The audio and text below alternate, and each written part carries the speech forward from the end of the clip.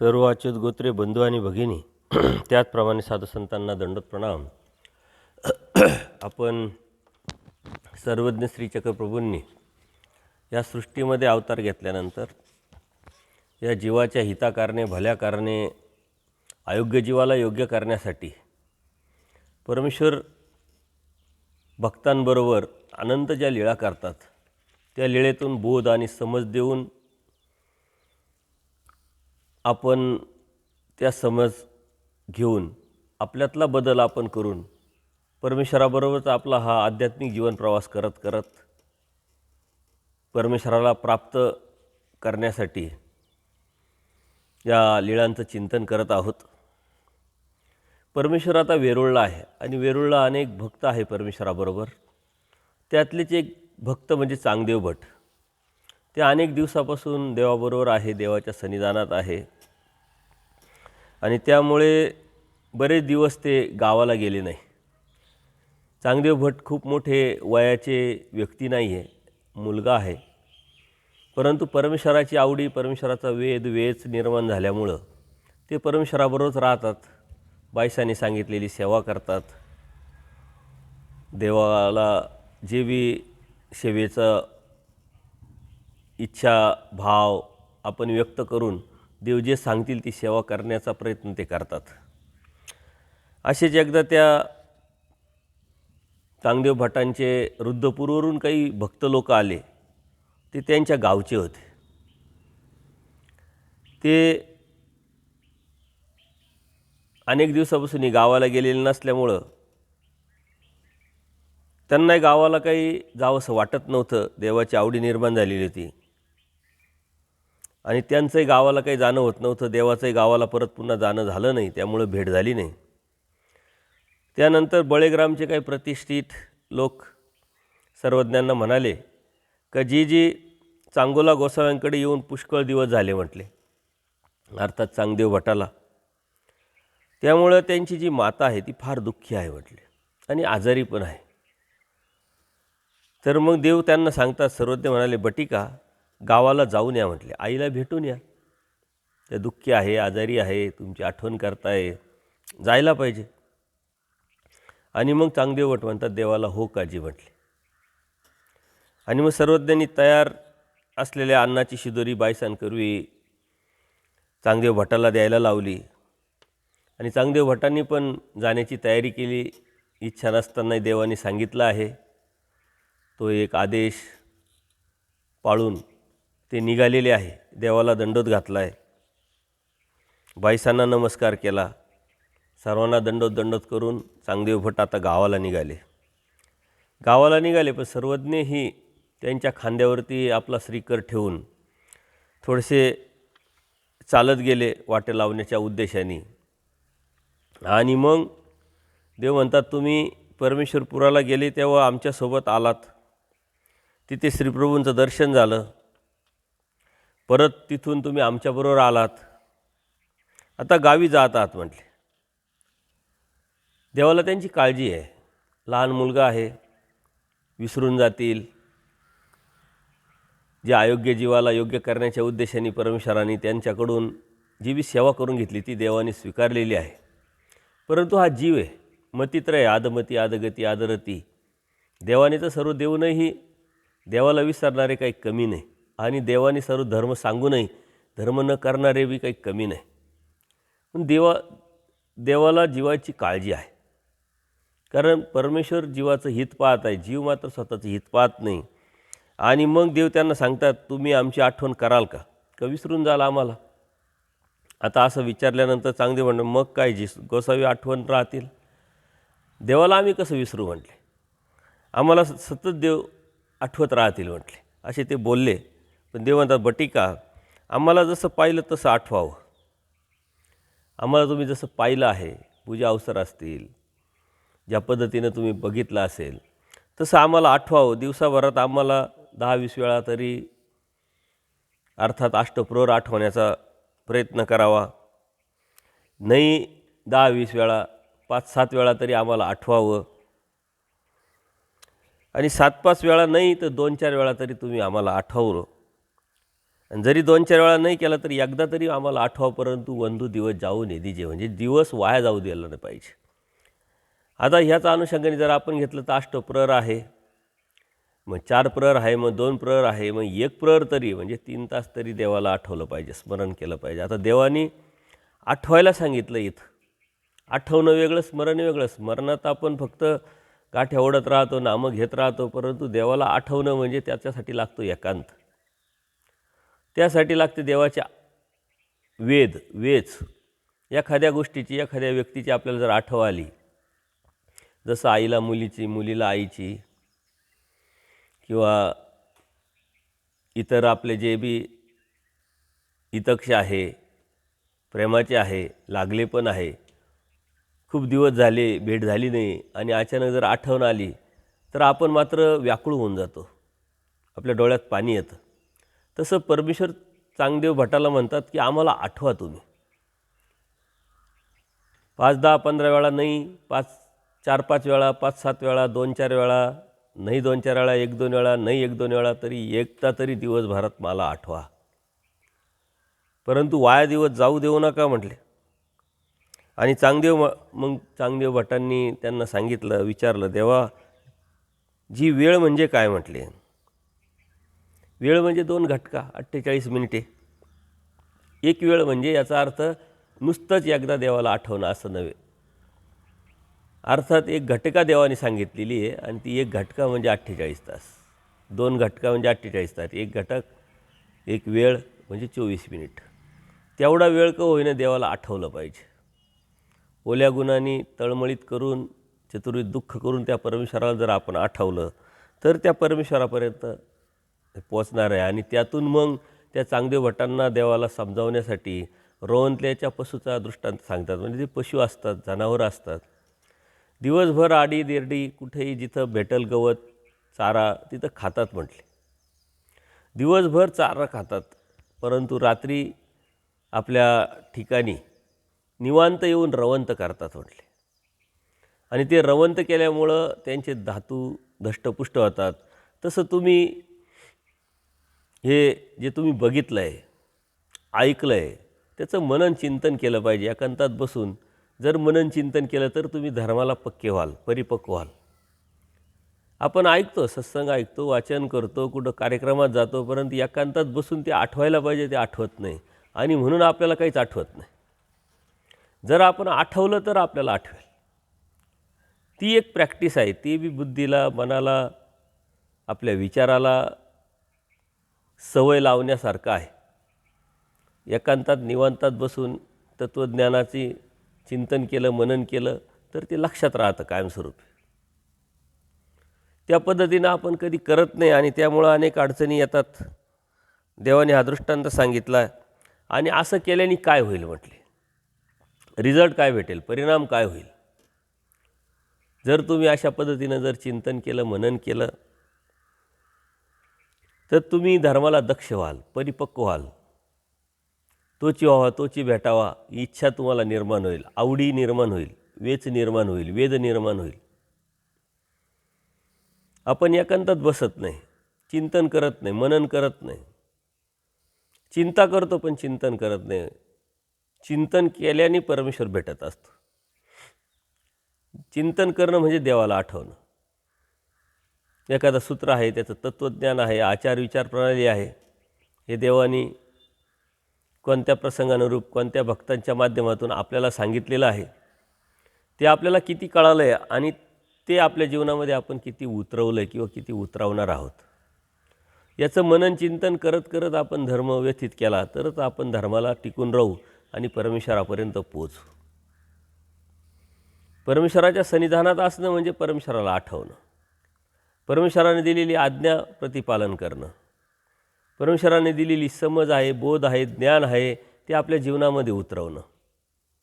आणि जेव्हा यातून थोडं बाहेर पडलो की देवाला काळजी वाटते, आपण धर्मापासून जाण्याची शक्यता आहे.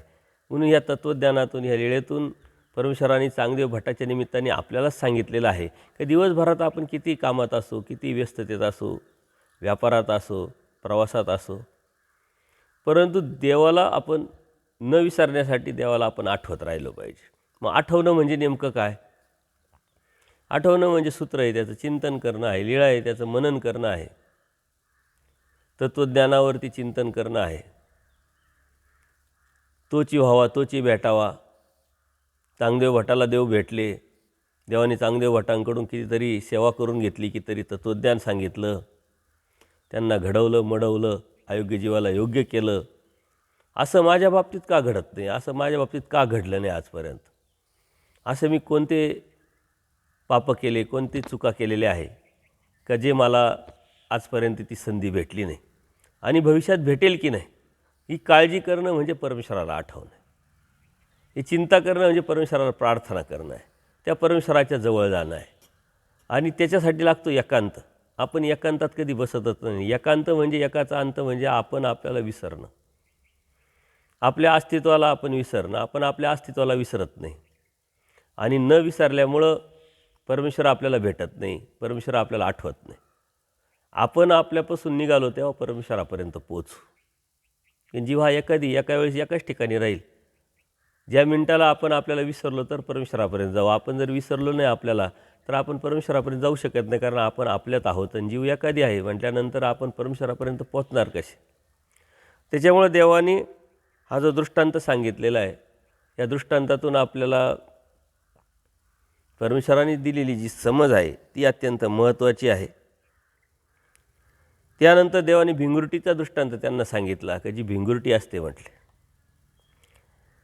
ती किटकीला पाहते आणि त्या किटकीला घेऊन आपल्या घरात घेऊन जाते आणि त्याला टोच मारते आणि त्याच्या असह्य वेदना त्याला होतात आणि घराचा दरवाजा बंद करून ती निघून जाते भिंगुरटी.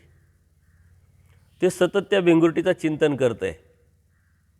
ती आळी जी आहे त्याला वाटतं की ती परत येईल, मला परत टोचेल, कारण त्याला होणाऱ्या ज्या वेदना आहेत त्या असह्य झाल्यामुळं त्या वेदनेमध्ये तो पूर्णपणे गर्क झालेला आहे. आणि ते चिंतन करता करता करता त्या आळीलाच पंख फुटतात आणि ती भिंगुरटी सारखं होतं, ती भिंगुरटी होते. तसं जर आपल्याला चिंता जर वाटत असेल आपल्या जीवनाची, आपल्याला हित वाटत असेल आपल्या जीवनाचं, तर आपण सतत परमेश्वराला चिंतन करू. आणि ते चिंतन कशाचं आहे की अनंत जन्मात, अनंत सृष्टीत, अनंत नरक आम्ही उपभोगले आणि ते भोगले, परंतु परमेश्वराला आपलं दुःख पावलं नाही. परमेश्वर सर्वज्ञ आहे, आपल्याला काय मागचं आहे आपल्याला काहीच माहीत नाही. आणि तेही परमेश्वराची गिफ्ट आहे आपल्याला खूप मोठं. मागच्या जन्मातलं जर आपल्याला आठवत असतं तर हे जीवनही आपल्याला जगता आलं नसतं. आपल्यातले संबंधी कोणीतरी कोणत्या तरी नरकात गेलेले आहे ते दिसले असते, स्थावर नरकात गेले, चलद्रूप नरकात गेले, ते आपल्याला समजले असते, कळाले असते.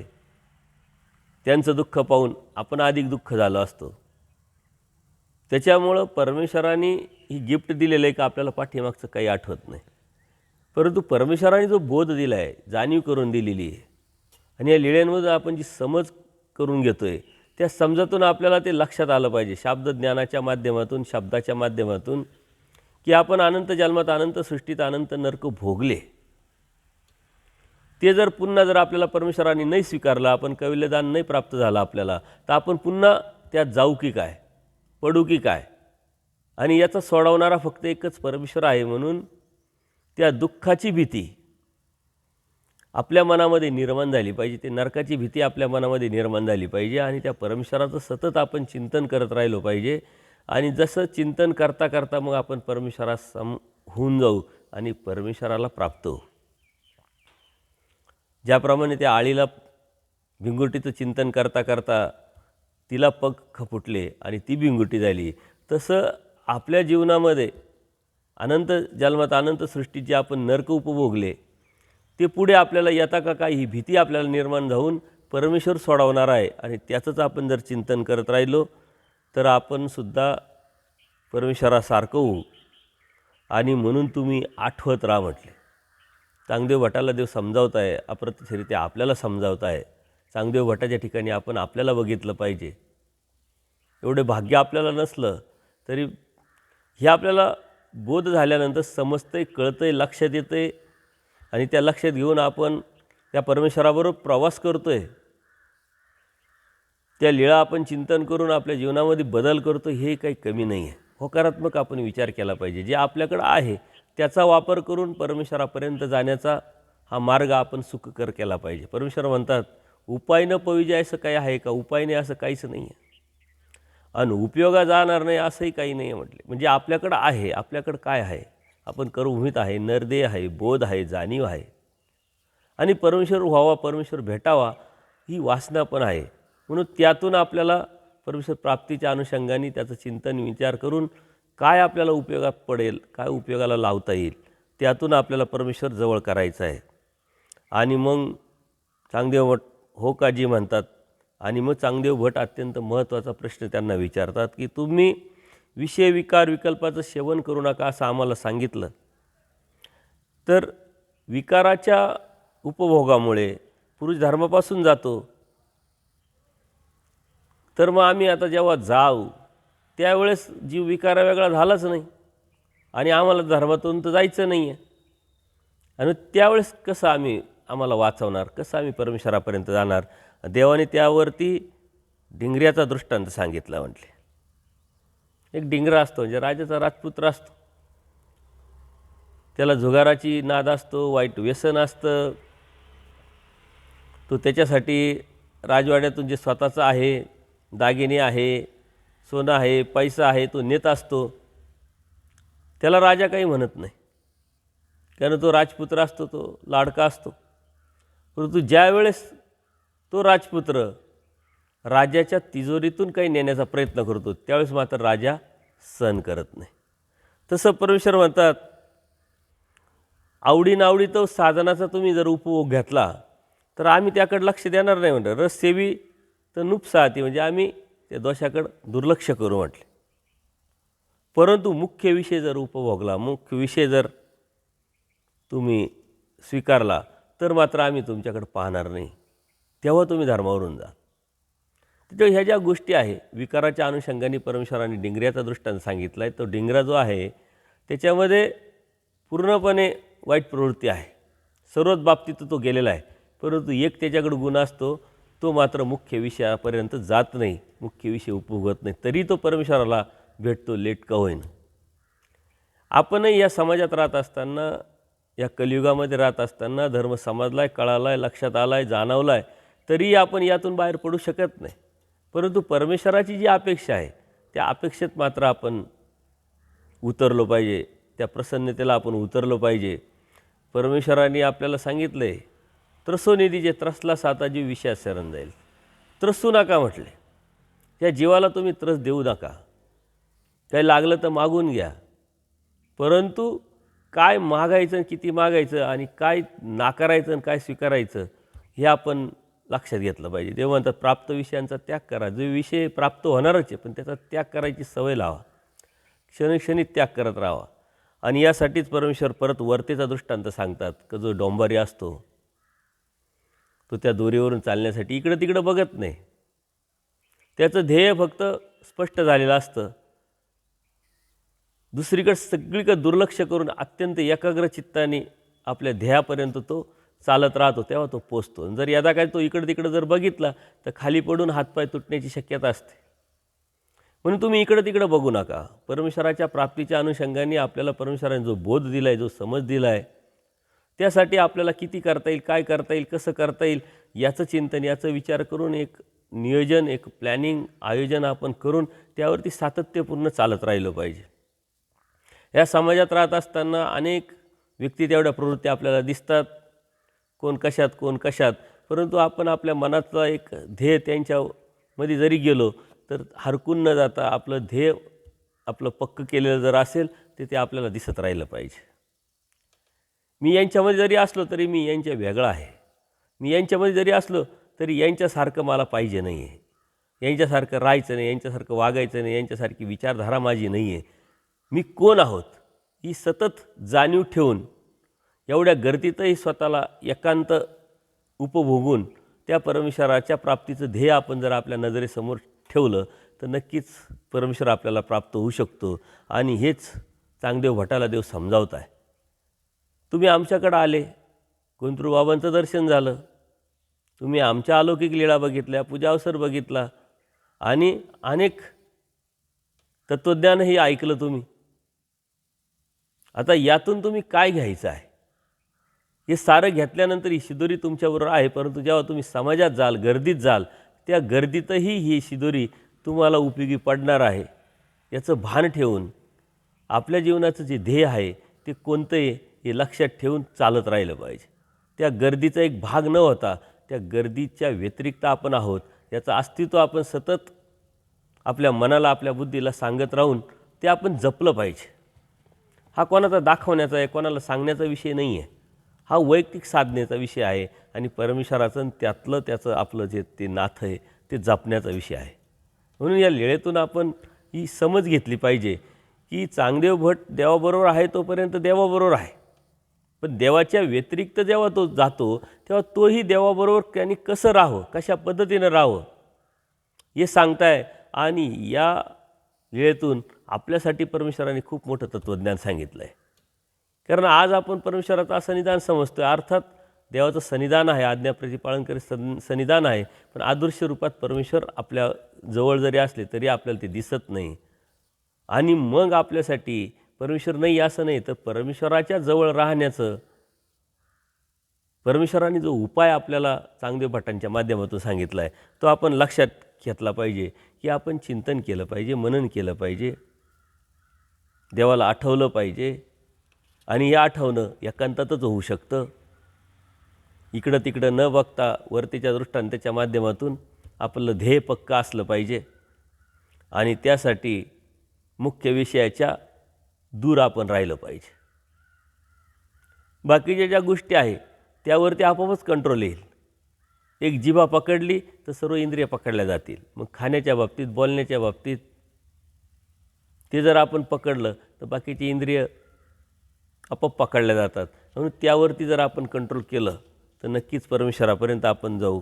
त्यानंतर देवाला त्यांनी दंडोत घातला आणि देवाने जे सांगितलं आहे ते आम्ही लक्षात ठेवू अशा पद्धतीनं देवाला आश्वासन देऊन ते गावाला गेले आणि देव मात्र परत पुन्हा आपल्या मठात येत आहे. मठात सारे भक्त लोक बसलेले, परंतु त्या भक्तांना सोडून चांगदेव भटाबरोबर देव गेलेले आहे.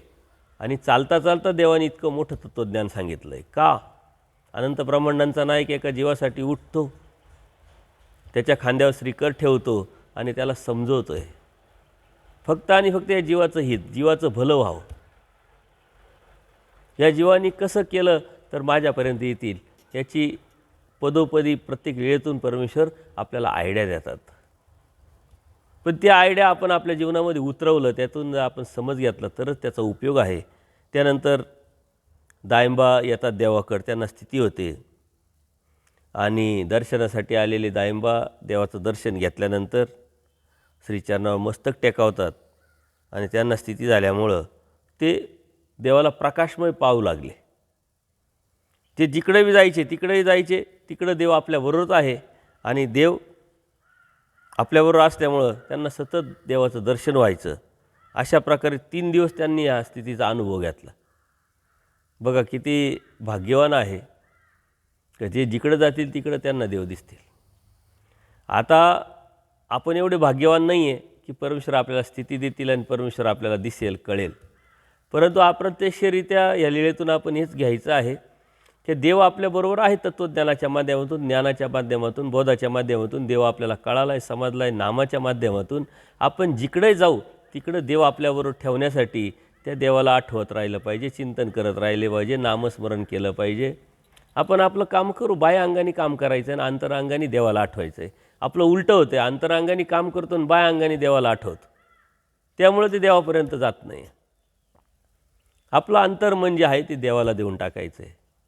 ज्याप्रमाणे आपण श्वास घेतोय, डोळे पाहतोय, कान ऐकतात, बरेच इंद्रिय आहे आपले काम गरज नसताना करत राहतात, तसं आपला आत्मा हे एक जी इंद्रिय आहे, आत्मा जो आहे त्याचं काम एकच आहे, त्याला ती सवय लावली पाहिजे त्या परमेश्वराचं आठवणं, परमेश्वराचं चिंतन करणं, मनात सतत त्याचा ध्यास ठेवणं. तेव्हा देव आपल्याबरोबरच आहे. बोध झाला आहे म्हणजे देव आपल्याला प्रकाशमय झालेले आहे.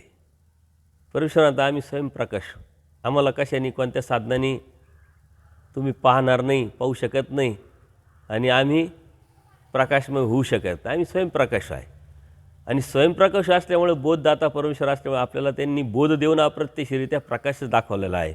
देव आपल्याबरोबरच आहे, पण ते फक्त प्रकाशमय दिसण्यासाठी त्यांनी दिलेली जी समज आहे, ज्ञान आहे, आपल्या जीवनात उतरवलं तर ते सुद्धा आपल्याला परमेश्वर बरोबर राहण्यासारखंच आहे. आणि म्हणून त्यांनी स्थितीचा अनुभव घेतला, मग स्थिती भंगली त्यांची.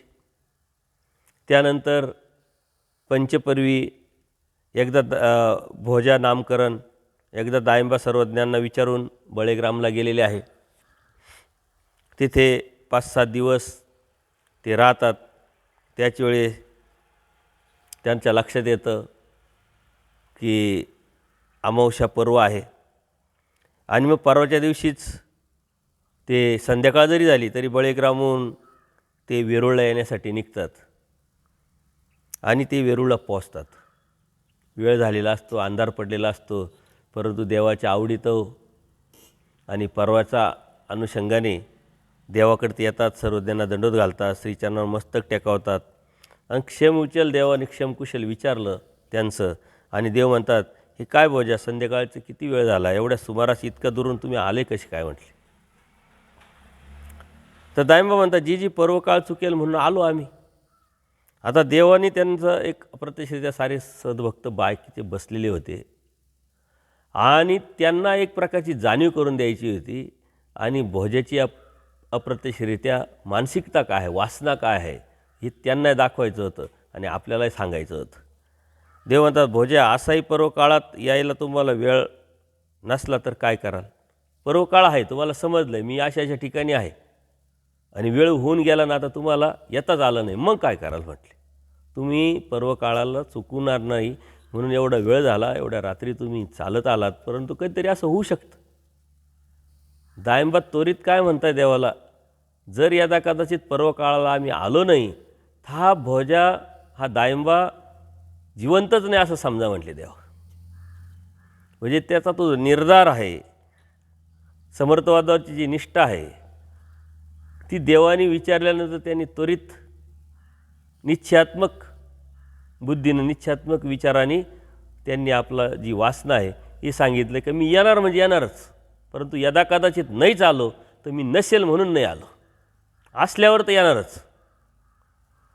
आपण तर आहे, आपल्याला बोध झाला, आपल्याला सर्व समजलं आहे आणि परमेश्वराच्या कोणत्या ठिकाणी आपल्याला जायचंच नाही आहे.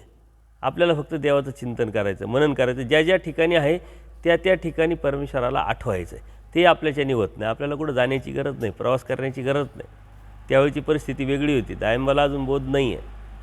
त्या पर्वकाळाच्या अनुषंगाने, वैदिकतेचा जो धर्म आहे ते सांभाळण्याच्या अनुषंगाने, सोमवती अमावस्या आहे, हे आहे, तो आहे, हा पर्वकाळ आहे, त्या अनुषंगाने देवाकडे झालंच पाहिजे, देवाकडे गेलंच पाहिजे, अशा पद्धतीने त्यांना आवड निर्माण झाली, वेच निर्माण झालेला आहे. आणि ती आवड, ती वेच किती पराकोटीची आहे यातून आपल्याला समजतं. आणि आपण तर कधीतरी केव्हा तरी सेवेचं एखादी संधी आपल्याला धर्माच्या अनुषंगाने जर भेटली, कुठं स्थानवंदन करायचं असेल, कुठं सत्संगाला जायचं असेल, काही अभ्यासाच्या अनुषंगाने, तर आपल्याला 1000 कामं निघतात आणि 1000 कारणं सांगतो. याचं कारण काय की आपल्याला ती समजच आलेली नाही. कोणत्या वेळेस आपण कारणं सांगायचे आणि कोणत्या वेळेस कारणं नाही सांगायचे हे आपल्या लक्षात येत नाही. सांसारिक किंवा भौतिक जगाच्या अनुषंगाने आपण कधीच कारणं सांगत नाही. येनकेन प्रकारे त्याच्यावर प्रयत्न करून ते करण्याचा प्रयत्न करतो. काम पहिले, पैसा पहिला असं आपण समजतो आणि शेवटच्या लिस्टमध्ये शेवटचं नाव असतं धर्माचं, धर्मसेवेचं. ते उलटं व्हायला पाहिजे. सर्वात पहिले नाव असलं पाहिजे धर्मसेवेचं. त्यासाठी काही त्याग करण्याची, कोणती वेळ पकडण्याची वेळ जर आपली असेल, ती निश्चयात्मक विचारधारा, ती वासना जर आपली असेल, तर हा संस्कार वाढीत जाऊन तो प्रतिकारंता वाढते आणि परमेश्वराच्या प्रती आपल्याला वेद आणि वेच निर्माण होत राहतो. दायंबाबी आपोआप या निश्चयात्मक विचारापर्यंत आलेले नाही. अनेक जन्मात त्यांनी हा संस्कार प्रतिकारंता म्हणून त्यांनी वाढीस आणलेला आहे आणि म्हणून ते तसं झालेलं आहे. तर ते स्पष्ट सांगतात, आम्ही जिवंतच नाही असं समजा म्हटले. देव खुश होता. देव म्हणतात, तुमचं नाव मग पंचपर्वी भोजा म्हणावं लागेल म्हटले. आणि त्यानंतर दायंबाने सर्व भक्तासहित सर्व त्यांच्या श्रीचरणी पर्व अर्पण केलेलं आहे. अर्थात ती जी वेळ होती ज्याच्यासाठी ते आले होते ते त्यांनी केलं. अशा पद्धतीनं परमेश्वर जे तत्त्वज्ञान सांगताय, हे कशासाठी सांगताय, का सांगताय, ती समज का देत आहे? जे दायंबा आहे त्या दायंबांनी केलेली लीळा, त्या दायंबातून लीळेतून परमेश्वराने सांगितलेले तत्त्वज्ञान, लीळाचरित्रामध्ये पूजनीय माईम भटांनी ती लीळा लिहून आपल्यापर्यंत का पोचवली, कशासाठी पोचवली? हे फक्त आणि फक्त देवाला या जीवाकडून काय अपेक्षा आहे? दायंबा हा एक जीव आहे, चांगदेव भट एक जीव आहे ना आपणही जीवच आहोत. त्यांच्यातून आपल्यात काहीच फरक नाही आहे. आज ज्या परिस्थितीत, ज्या व्यवस्थेमध्ये किंवा अवस्थेमध्ये आपण आहोत, त्या परिस्थितीत, त्या अवस्थेत, त्या व्यवस्थेत ते पण कधीतरी होते. पण त्या परमेश्वरापर्यंत त्यांचा जो प्रवास त्यांनी केला, तो परमेश्वराने सहाय्य करून तिथपर्यंत आणला. परंतु त्यांची ही जी गुणात्मक जी वाढ आहे ती त्यांनी वाढीस नेलेली आहे. ती निश्चयात्मक बुद्धी त्यांनी निर्माण केलेली आहे. तशी आपल्याला ती निर्माण करावं लागेल. आपल्यामध्ये तशी ती वासना निर्माण करावं लागेल. आणि ती वासना निर्माण होण्यासाठी देव कळाला पाहिजे, देव समजला पाहिजे. देव कळाला, देव समजला, तेव्हा देव आठवेल. देवाने माझ्यासाठी काय केलं आहे? ही सृष्टी निर्माण करून स्वतः अवतार घेऊन साऱ्या देवतेला कामाला लावून वाडोवाडी परमेश्वर अनवाणी फिरले. कोणत्याही ऋतुकाळाचा विचार त्यांनी केला नाही. अनंत ब्रह्मांडांचा नायक भिक्षा मागत फिरले, करपात्री भिक्षा केली. माझ्यासाठी देवाने काय केलं आहे? हे चिंतन जेव्हा आपण करू तेव्हा आपोआपच देवाविषयी आपल्याला वेच निर्माण होईल, गोडी निर्माण होईल, आवडी निर्माण होईल. आणि मग त्या देवाची आपल्याला आठवण येईल. आणि त्यावेळेस देवाची आपल्याला आठवण येईल, त्याच वेळेस देवाबरोबर आपण आहोत आणि आपल्याबरोबर देव आहोत. आणि आपल्याबरोबर एकदा का देव आले आणि आपण देवाबरोबर गेलो की आपल्याला देव भेटल्याशिवाय राहणार नाही. सर्वज्ञ श्री चक्रधर स्वामी की जय. दंडवत हो.